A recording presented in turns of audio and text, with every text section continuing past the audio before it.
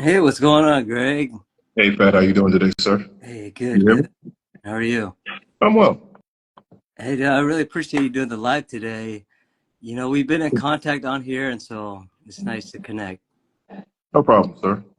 Yeah, I appreciate it. Well, yeah, it's starting to build up, so we can go ahead and get started. Okay. I wanted to ask you, Greg, about your stroke story.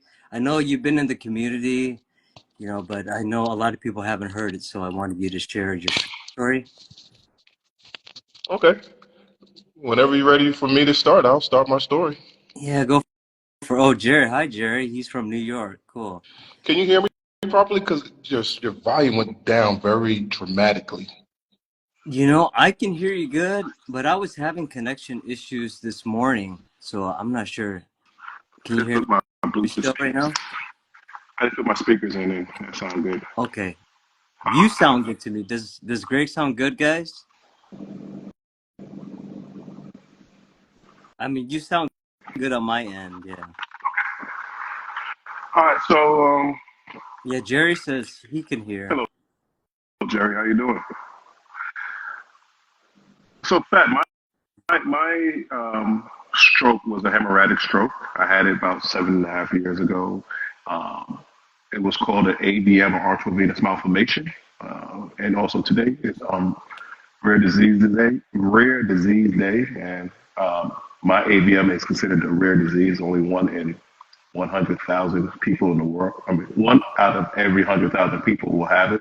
Only Oh, less than 1% of the people in the world have this particular condition. So I was driving back home from my job in Indiana. I used to transport RVs across the country. And when I was driving home, I was talking to my mother on the phone, and her and her girlfriend was talking with me because I like to call people to pass the time while I'm driving. And when I was doing that, they was telling me about a young lady that goes to her church that actually went to high school with me, graduated with me. I was 41 at the time, and she had two strokes, and we were discussing that. And as we was discussing that, I had a extreme headache, and I was moaning in agony. I was trying to drink water while I was driving, and I couldn't alleviate the problem. So my mom started praying for me, and while she was praying, I was like, "Y'all too loud. I can't do this right now because the pain is so much." So she told me to hang up the phone and call 911.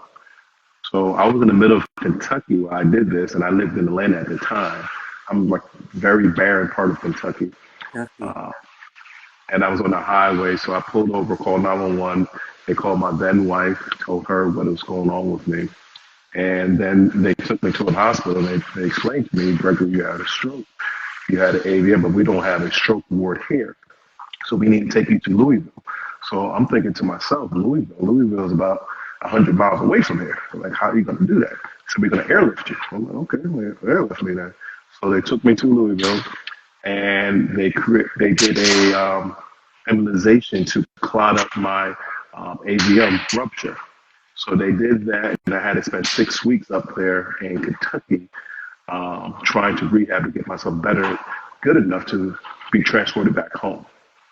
So they got me well enough to get into a car to take the 8 hour drive to Kentucky back to Atlanta. So I did that, came back home, started to learn how to walk again, had to learn how to swallow again. And then that's when the real trauma happened within my stroke recovery. Yeah, yeah, you're right about that. Once like everything hits, you got to do so much, like to recover. And so, for you, you were saying you were feeling a lot of pain. What specific pain were you feeling? It's interesting because I am a big advocate of explaining to people what's going on with a stroke, and a lot of people know the acronym BFAST when it talks about your balance, your eyes, your face drooping, arms being weak, speech slurring. It's time to call 911. I had none of those things. I had an excruciating headache, Oh, so that's, bad it's worse than a migraine. It was like a jackhammer inside of my head, just pounding, and nothing can alleviate it. Oh wow, okay. So this is different. So with the AVM, it was like an AVM rupture. Yeah, it's similar to an aneurysm, but Oh, the difference between the two is that the AVM is your capillaries that's going between your veins and your arteries. They're all knotted up instead of just being straight lines. So since they're all knotted up, eventually they're going to rupture, and that's what happened with me. And I was conceived with this. wow. Wow. And so then from there, does it lead to a stroke, or is that? I just know. Oh, you know what? Is that on my end or your end? It's kind of making noise. I don't know. My refrigerator's going off. So it could be the refrigerator or the water is going off. What does it sound like? This sounds very, I don't know, it's pretty annoying sound. You guys hear that noise? Or is it just me? Okay, now it stopped. Yeah, it was the water pump thing. You know, yeah, I've been having some connection issues. Like this morning, I had a audio thing too, so I don't know if that's on my end. But yeah, it sounds good now. Yeah, Okay. I just wasn't familiar because I just have heard of like hemorrhagic or ischemic stroke. Hmm. So So it is a hemorrhagic you stroke. said hemorrhagic. Yeah. So whenever you have Oh, I see. fluid on the brain, that's a hemorrhagic stroke. So that's what I had. I had a rupture Okay. in my cerebellum, and this it's just called a AVM rupture. That's the Oh, type of okay. rupture of Now I'm making. Yeah, I see what you're saying. Yeah, I'm just being in this community. I'm learning a lot, and I do. I'm looking at my history too because I'm learning about mine, and I do want to do a little more digging into this so I can give more a better like story of my stroke too. But just hearing yours, I'm learning a lot. But yeah, cerebellum. thank you so much for sharing that. I know it's been some time. What would you say would be one of the hardest things that you have gone through, or maybe you are going through still, like with your stroke? Um, the hardest thing has nothing to do with me physically. It has to do with me mentally, and it's to find out who your true friends are. Oh, that's a power. Because once I had my stroke and I wasn't able to do the things I was able to do before, Hmm. everybody that was considered to be my close friend left me. 1 second, please. Okay. I'm sorry about that. Somebody's in my background speaking. Oh no, no worries. Yeah, 1 second. 1 second. yeah, no problem. Let me wave to everybody.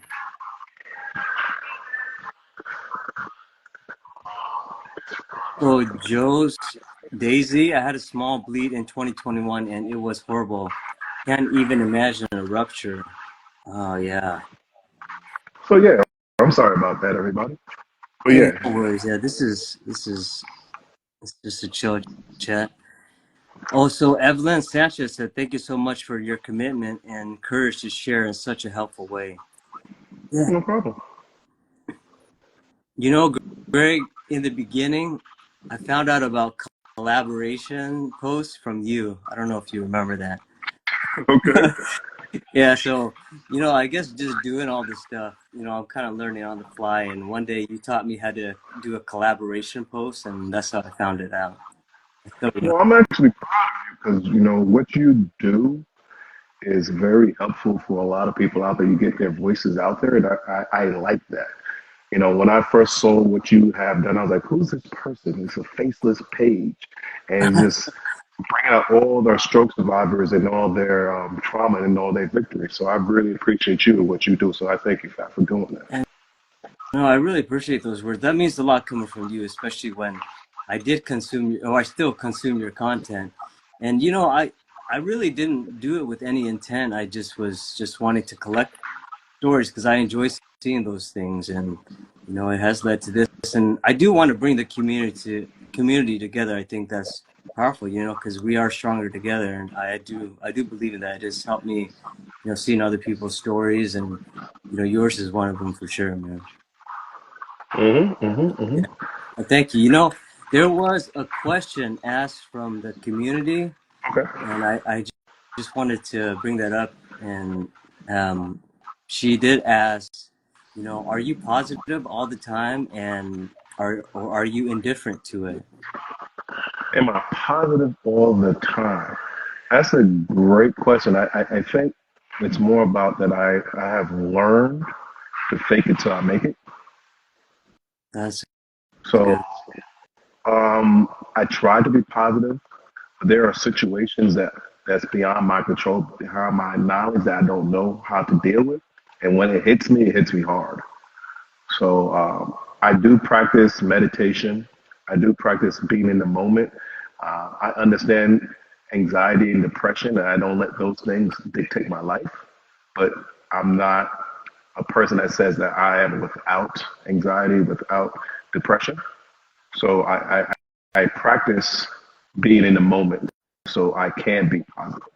And I don't talk to myself negative. I don't say bad words to myself because they come to be reality. I speak positive words to myself.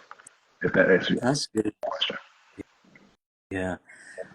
Yeah, I believe you can't really like get rid of negative thoughts completely, but I like how you focused on practice because it is a practice. Absolutely. Yeah. But yeah, thank you so much for, you know, answering that because I do believe, you know, it can help a lot of people. Well, yeah, Absolutely. I just believe that we need to. It's nobody planned for this. Nobody wanted to have a stroke. We had a stroke. Okay, what's next? Like if we still dwell on, well, I can't walk. Well, I can't do the things I used to do before. I can't move. I can't dance. I can't fly. Whatever it is. If you keep on dwelling on that, you're missing out what's supposed to be happening for you from now on. Your children, if you have children looking at you, your spouse is looking at you, everybody's looking at you. So if you keep on staying in the same place, how do you expect people to be around you when you can't even be around yourself? So I change. I become a light, just like how you are a light. Become a light and move forward. that's good. Yeah. You know, I do think it does take time. You know, it took me time for sure. Absolutely. Everything that's worth it in this world is going to take time. Yeah. It's going to be hard. That's the whole point about it. Yeah. Anything worth anything is going to be hard.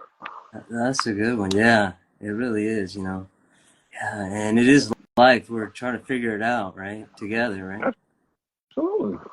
Absolutely. If I had the roadmap, I'd be a millionaire by now, billionaire. Hey, yeah, I wish, yeah. Serious.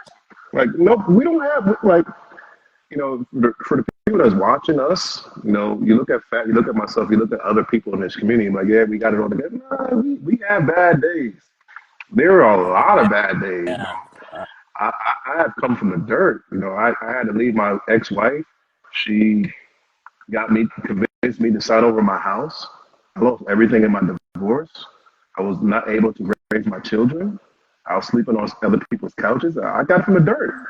But I had to pick myself up and stop complaining and worrying about what was happening to me and start looking for what was going to happen to me and what my future was going to be like. And I started manifesting that every day.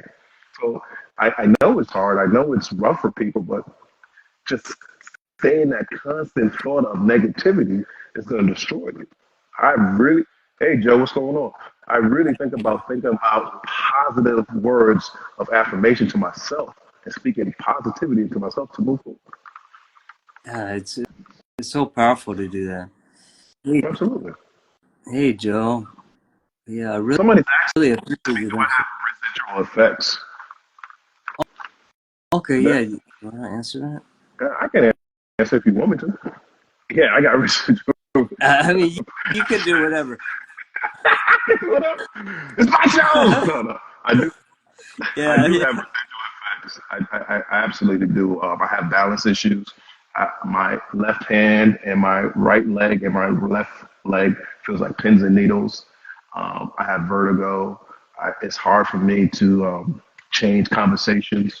So if I'm having a conversation with Fat and then someone comes in and try to talk about something completely different, every I, time, yeah, I can't do that fast enough. So if you're gonna argue with me, you automatically won the conversation. I can't argue. So yeah. things like that. I'm with you too. You know, there's a lot of things going on, and on these short lives, you might not be able to tell, you know, but there are still things, right? But yeah, it's nice to hear that. I mean, because I think it's easy to look at from the outside and be like, oh, Greg, he's all good, nothing's going on, you know. But I mean, you do it well, you know, and I know it took you a lot to get to that point. But yeah, I'm dealing with stuff as well. But yeah, thanks for sharing that. It's therapy. This is our therapy. Like anybody has a podcast or and I speak to a lot of different people out there that has a podcast, radio show, or do interviews on social media.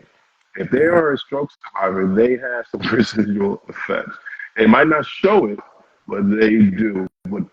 And what you got to look at it as, we are we have taken the mantle of entertaining you. So we try to do our best to make sure that you are motivated to get up to do what you need to do to recover. So we don't want to really depress you. We want to show you what you can actually look like. So we try our best to work each and every day, get stronger every day, so you can get stronger every day. So I'm not trying to say that what you're going through is bad, that you're wrong for going through it that way. But when you look at us, don't look at us and say, okay, we are perfect, because we're not. We're just here to actually show you our story, our journey, our struggle, so you can become strong and become the person that you're supposed to be. Hell yeah, Greg, I like that. Cheeto WLA says, how do you deal with your vertigo? Because I have it. Oh, If you're following me, you will know I am not dealing with it. I'm trying to deal with it. I have so many issues with it. I have a shunt inside of my head, and I can't get a neurosurgeon to look after it because I had my stroke in Kentucky and I lived in New York. Nope, and no neurosurgeon really wants to deal with it because they didn't put it in. They're scared of lawsuits. Excuse me. So oh, I almost got that shot. yeah, The shot, right? it's a blessing and a curse. But with that being said, I'm trying all different types of things. Like right now, I'm in Jamaica. I'm dealing with a naturopathic doctor to actually help me with the vertigo because nobody in the United States could help me with that. So to answer your question, I'm not. I've just been dealing with it. It's hard for me to look up. It's hard, man. I'm 6'4". Everybody always asks me to get this stuff off the top shelf, and I can't do that. It's hard. I start feeling dizzy. So I'm not dealing with it, but I am trying to figure out a way. I'm just faking it, like I said, faking to make it. Yeah, is it getting a little better as the days go on? In fact, you really try to pull all my cards out. No, it's not getting better. Um, like I'm at a point now that I don't really concentrate on my physical deficits anymore. I am more in my spiritual and my mental growth. So um, I have these problems, I have these issues, but I have adapted. Like people ask me, you're in pain all the time. I'm like, yes, I'm in pain all the time. How do you deal with it? I don't know how I did. I just learned how to deal with it. It's like breathing. You have to breathe. I have the pain. I got to move forward. If I don't, I'll be bedridden. I don't want to be bedridden. So I keep on going forward. Okay, awesome. Yeah, you know what? Mine, it's like a little example, but like I started taking little bits of the stairs, and then I noticed my balance is super off. But I've been doing it for over a year, and it's improving a little bit. So, just little stuff like that. I mean, I do see improvements as I do things, but then I'm still like really off balance. And sometimes it will look like I'm drunk. I know a lot of people I said, they think, oh, were you drinking this morning or something? But yeah, it's just how the vertigo affects me. Yeah. Absolutely. Hey, Pat, have you got the brain law card? Was that brain? Brain law. No, I haven't. You'll have to send me that. What is that? I'm about to show you on the screen if I can find it in my wallet. So there's a law firm in New York City that gives out these particular cards. Oh, you know what? I haven't seen that. I haven't heard of it either. And these cards give you all the symptoms that a brain injury person could have. So I use it when I go through the airports, or like what you just said, it looks like you're drunk. When an officer looks at me and say, "Oh, you've been drinking because I've been out all night." I'm like, no, I Oh, haven't. I had a stroke, oh, and I that would just be good. actually give this out. So if you want to get your free copy of this, go to brainlaw.com, BRAIN law.com. Oh, okay, yeah, I'm definitely gonna check that out. I actually got in a car accident, um, maybe a couple months ago, and it wasn't my fault, and so I was kind of afraid that the cop would think I was drunk. Yeah, but Absolutely. yeah, It's a it'd be nice terrifying, to have that. it's a terrifying thought. And you can't explain yourself properly. It's good to have something like that. Like whenever I go on a plane, the first thing I do when I get on the plane, I give it to the stewardess. I'm like, hey, this is me. So if you see me doing some crazy stuff, there's a Yeah, reason why. yeah, no, that's really good because I still haven't flown since the incident, and so it'd be nice to have that. I get it. Yeah, all right. Thank you so much. Yeah, thanks. Jerry said thanks for the info also. Oh, Joe, you got one of those too? Cool, man. Yeah, Joe's the OG, so he's gonna definitely have one. Yeah, Joe Joe knows everybody. Joe knows. He's like Bo Jackson. Joe knows. Yeah, you know what? I want to have Joe on in the next couple weeks, so just be on the lookout, guys. Yeah. Joe's a good guy. Yeah, we'll jump on and just chat. And I like his energy too. He got great energy. He's a Yeah. great And guy. I really appreciate all the stuff you guys are doing, man. It inspires me to work hard, and I think you advocate for it, and I think that's powerful. But it's like this. It's like this, Fat. And I need you to really understand this. Like, Joe was doing this before me. And I was seeing what Joe was doing. I was like, you know what? They need to be more like this. So I started doing it. And so you saw me or whoever you saw, he was like, okay, I need to do this. So as long as we just keep on pushing each other to keep on going forward, to hit all different types of communities, like Joe's Hispanic, you're Asian, and I'm Black. These are different communities. Probably would not talk to each other Awesome. normally about strokes. So we need this information to go outside there again. It's called brainlaw.com. Hey, awesome. Thanks for the support, Joe. Yeah, we're gonna have Joe on too, and thank you, Greg. I love that comment. Yeah, I think Absolutely. it's about 4:23. Just for time's sake, I'm gonna end this live, and then I'll post it on all platforms. All right? Cool, man. Yeah, thank you so much, Greg. You the man, dude. No, you are, sir. Stop giving me so much credit, man. I'm just doing what I have to do. You're doing great work. I You really too, appreciate man. what Yeah. you do. I I do. really appreciate it too. I love the support from the stroke community, and also thank you for your support too. All No problem. right, Greg. Everybody Well, out hey, there, if you're a superhero, out. all right, Bye, guys. See ya. bye, Fat. Talk to you later, man. See you, Greg. Yeah. Yeah.